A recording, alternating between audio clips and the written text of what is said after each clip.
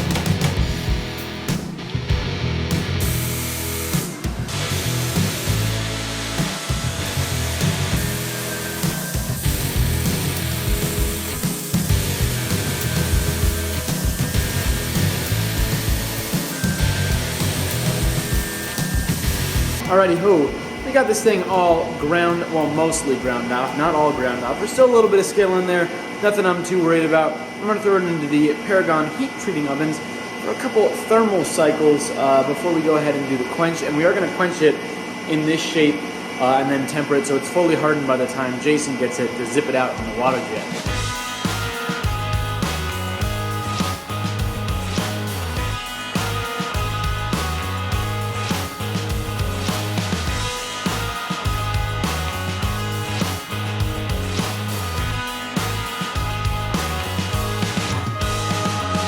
All right, guys, it came out straight as an arrow, thank goodness.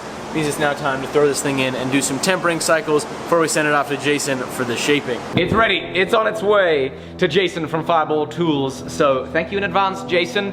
He is gonna water jet cut this thing out. It's already heat treated, which is super duper cool. I'm sure it's gonna look very cool. Be sure to go check out Jason Fireball Tool on his YouTube channel. Buy his squares.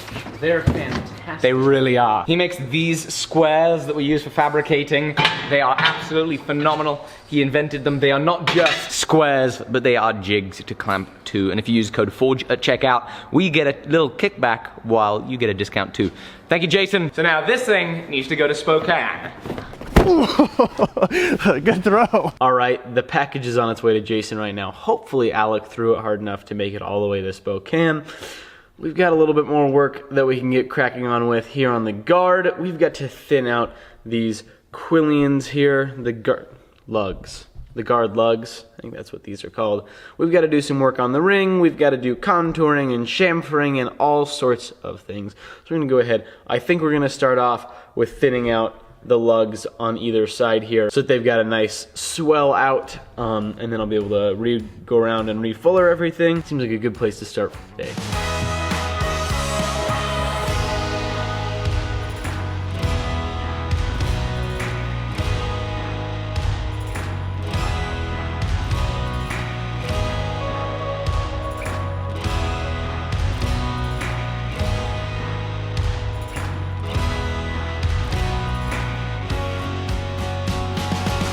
All right, guys, we got those fullered in there. It's now time to bend ourselves these guard lugs in a upward fashion. And I was thinking I was gonna do it hot, but I think I might be able to do it cold, which would be really, really nice. Good thing I've got myself a swivel jaw vise so I can clamp onto this tapered object here and get 2 points of contact, so it's gonna be really secure. I'm gonna protect this with leather in the jaws. Make sure I'm not gonna bend it the wrong way. I think this is thin enough that I should be able to bend it. It's about a 1/4 inch or less than a 1/4 inch. Hey-o, that worked pretty good. We got the first one bent up. Time for number 2. Pretty good. All right, I think that's, this one might be a little bit farther than the other one. Let's use a height gauge. Okay, we're within 1/10 of a millimeter. I'd say that's good enough. I think that's pretty good. What else we gotta do on here? We gotta do this swoopty-doopty thing, the D-ring on the edge there. We've got to do some faceting. I think we're gonna jump in and work on this D-ring a little bit more, make those swoopty-doops even swooptier and dooptier.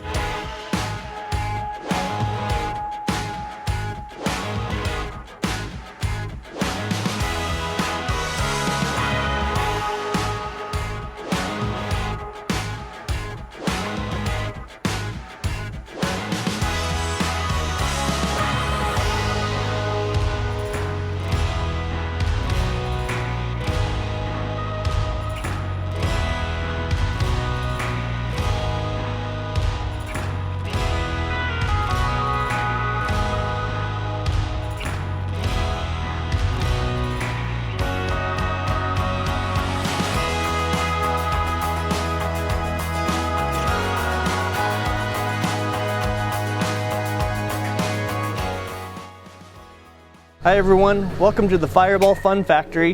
This is my machine shop where I use this space to invent and design new tools and film fun projects on YouTube.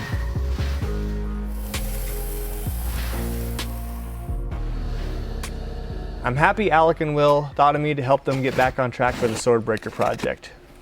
Let's see what we got. Woo! Look at that. Now that's what I'm talking about. Let's get this thing cut.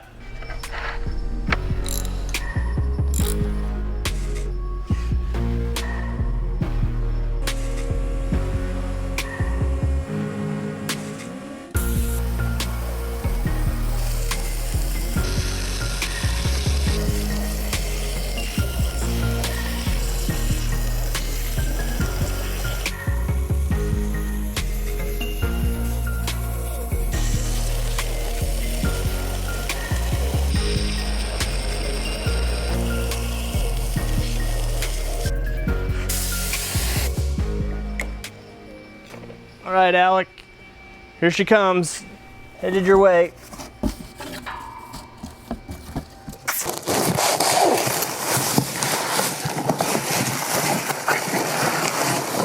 Oh, yes. That looks like a sword breaker. As I was saying, he's gonna do a longer video on his channel, I think. So check it out. Be sure to subscribe to him. Fireball Tool at the end of this video. That is an incredible machine that it can do that. Look at the detail. Utterly beautiful. Thank you so much, Jason. Holy moly. Does this thing look good already? These cuts are beautiful. And using that 5-axis machine, he was able to program it to really eliminate the taper that a water jet cut has. Mostly.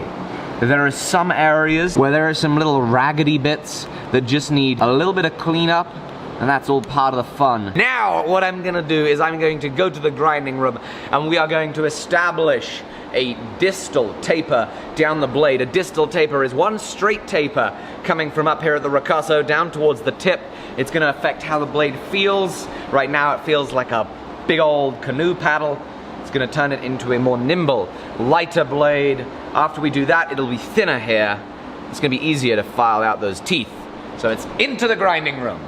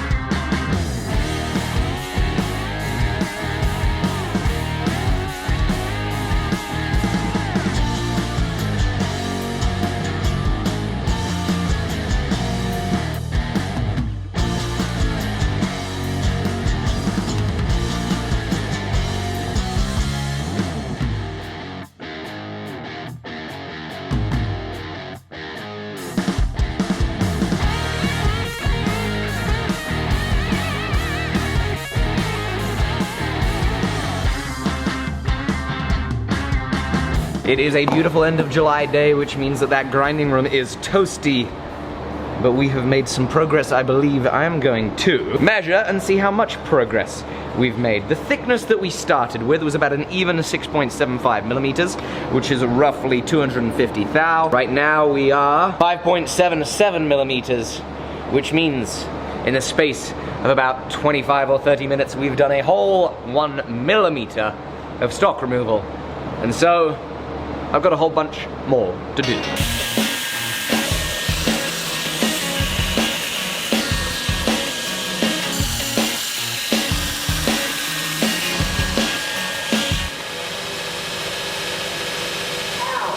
All part of the fun of making knives. The way I got hurt was by grinding here, trying to look very cool for a YouTube video, and just getting too close to this spinning wheel here. It caught my finger, pulled it in, and then it grazed me. So that's all part of the fun. You'll notice I have the grinder flipped over horizontally. I started out with grinding vertically, which was good, and so my first bits of grinding were going up and down like this. You saw it in the video. But we have a problem. This is a piece of hardened steel, hardened and tempered. This thing is really hard. Now, these are beautiful ceramic belts which do a really good job of cutting hard steel, but it's still hard steel and it does not cut very fast. So the amount of stock removal that I can achieve when I'm going straight up and down is rather minimal. It's slow going because I am spreading the force of my left hand over a ton of square inches. So what I've done is I've been switching from grinding vertically, where I can make sure that I get this as flat and as parallel as possible, to grinding horizontally like this. The trouble with grinding horizontally, however, is of course, it's so easy to rock this and end up making a wavy edge down there. And so that's why I'm going from side to side to up and down. And now that I am close to size, at 5.8 millimeters here at the base of the blade and 3.45 here at the end, it means that I'm chasing out all of my horizontal scratch lines, replacing them with vertical or longitudinal scratch lines, and I'm getting this ready to go to a higher grit.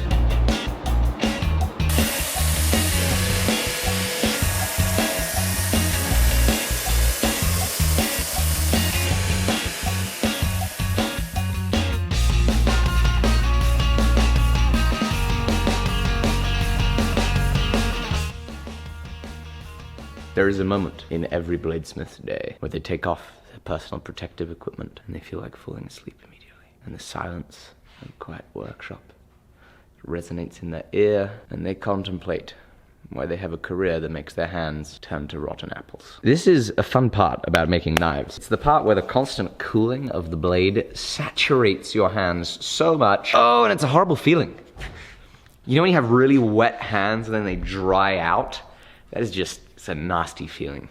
But what is a phenomenal feeling is we have a blade that has its distal taper, has a beautiful finish on it off the machine. It's got a beautiful finish straight off the machine, and dare I say, that cut is so clean. The finish from the grinder is an A30 Trizact, and boy oh boy, what a beautiful fact. These teeth look so fine, I'd trade them for mine. Swordbreaker poetry makes me escape this toasty and sweaty reality.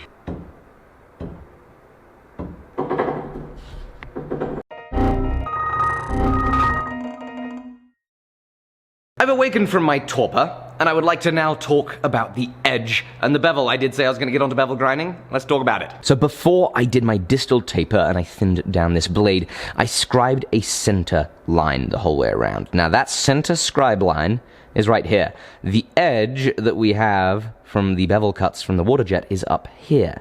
So the difference between where the edge was cut and this scribe line is how far back down we're gonna have to go with our final edge for that edge to actually meet in the middle of the blade and not off to one side. So we're gonna be losing a little bit of width, which is a shame, because it's going to affect the proportions, it's going to affect the way it looks, but I believe and hope that we have options, such as taking down some height across the top of all of these pieces, adjusting the proportions of the tip, and adjusting the proportions of the ricasso and moving the tang up by grinding into it further. All this to say, we're not dealing with an ideal situation, but we're going to try our best to make it look as good as possible, despite that.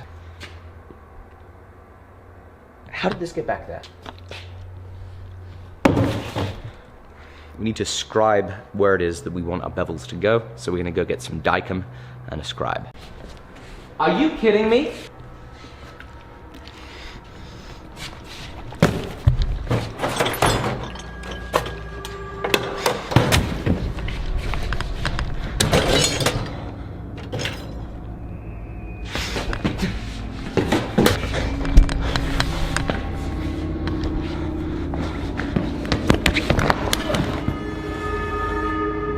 It's everywhere. I thought I was over it. Everywhere I see. No! No! Again, no, it's everywhere. Make it stop. No, no! I've had enough. I thought I was over it.